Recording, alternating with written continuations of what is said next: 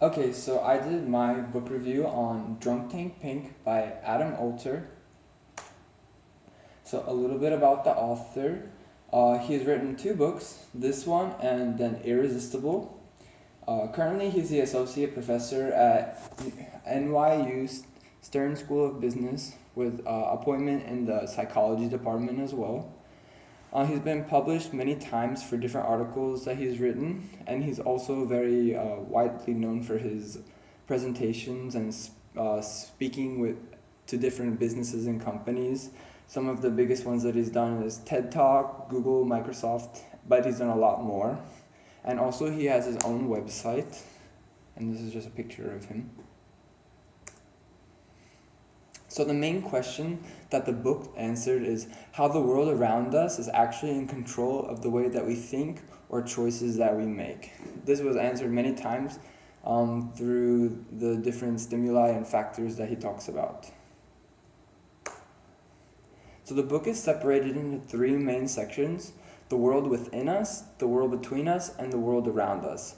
And in each of these three categories, there's subcategories, and within the world within us is about names, labels, and symbols. And the world between us is about the presence of others, characteristics of others, and culture. And then the world around us is about colors, location, and then the weather and warmth. So now I'm going to talk a little bit about the world within us. With names, names can determine someone's age, gender, race, social class, life success, or even career outcomes. Some examples that the book gives is Dorothy.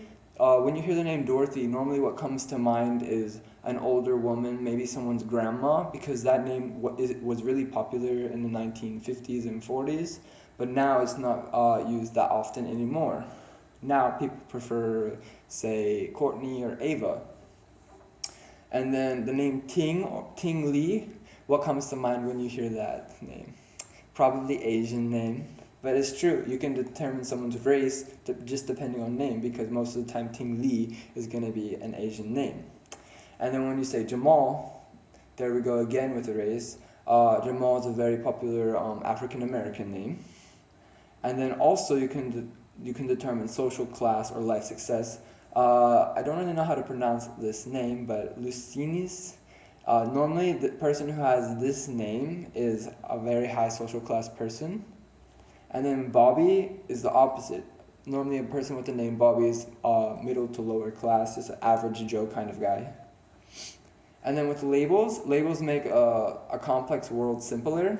An example of labels is when you look at a world map, there's locations, northwest, east, and south. These are actually just labels that somebody put in place, but who said that north is north and south is south? Who said the map is what it looks like? It could be completely the other way around. And then symbols is the last one that it talks about in this section. And symbols are magnets for meaning. An example of this is there is a building example that a corporate office built a building, but from an aerial view, it was in the shape of a swastika. And after they built it, they were getting a lot of criticism and bad reputation because of the shape that it formed. And because of this, they had to redesign the building and rebuild part of it just because of the shape or symbol that it made. The world between us, it starts with the mere presence of other people, and it's in the eyes. So this is an example in an office. They had like a coffee. You could get coffee, but you had to put a coin in the jar. And every week, every alternating week, they put a sign that had eyes on it next to it. And the weeks with the sign next to it with eyes, people actually donated more or put the money in the jar rather than just pouring coffee and walking away without leaving the donation. Because people feel like when somebody's watching them, they feel more prone to do the right thing. The characteristics of other people. This talks about social motives, and this is about stereotypes and African Americans who committed a crime that received the death penalty had a 58% rate to get the death penalty, as compared to a white American who committed the same crime. They only received the death penalty 24% of the time. and that goes to show that just characteristics of people can affect outcomes. And then in culture, this was the third part of the world between us. Seeing different objects and places through a cultural lens. And in this example, they had a group of children with all having sad faces, but one having a happy face, and that one with the happy face is a little more in the front. And they asked the Japanese students if the happy person in the front, how they felt. And they said that they felt sad even though they were smiling because all of the people around them were sad. As compared to the US, when they asked the children how the happy person felt, and they said happy because it's more individualistic, and they didn't take the people around them as sad as affecting their happiness. And then the last section, the world around us, talks about colors. And a good example of this is actually the book's title, which is Drunk Tank Pink example. There was a study conducted that painting cell walls in prison pink will make people less aggressive in prison, which actually was proven to be true. So they started doing it in different prisons, even in county jails, and they were taking people there who were just drunk to make them not violent while they had to stay the night or a week in jail or something. And that's why it's called Drunk Tank Pink. And then about locations, it's about oppressive environments. An example is this: there was a rural hospital window with they put different views, like stickers, over the windows of the rooms that had a view of just parts of buildings, like not a good view. They put like trees or a forest view on the wall, and patients with these rooms, they were more happy, they weren't as depressed.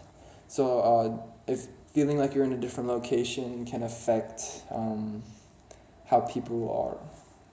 And then the last section was about weather and warmth, and this is a good example about this. Was about how more players get hit from pitchers when playing baseball in hotter weather. Heat also brings aggression. This was proven in a basketball study that they did. When it's more hot outside, more aggressive, more pushing is happening rather than if it's cold. So some limitations that the book had, I felt that there was too much data. The author did really good with finding data, using people's studies, but I felt like there was not enough personal reflection or personal research that he personally did. He just used a lot of research and examples.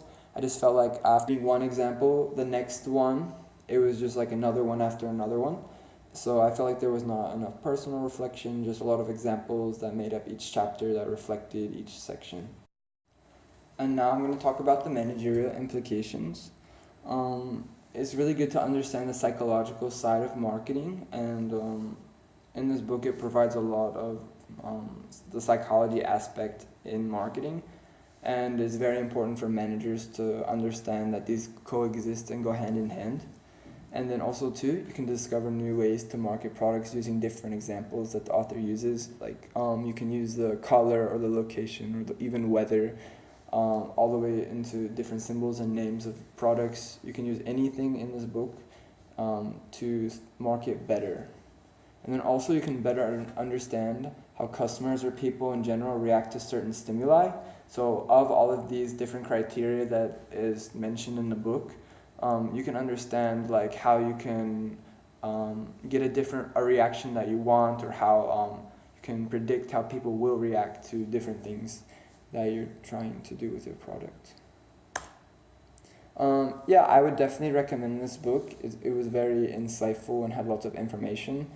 And again, I think it's very important for marketers to study psychology, because it's a fundamental stepping stone to marketing, and it's always changing. People are always adapting, changing, and evolving. So it's always important to keep learning about the psychological aspect, and then you'll be a better marketer. Any questions? Thank you.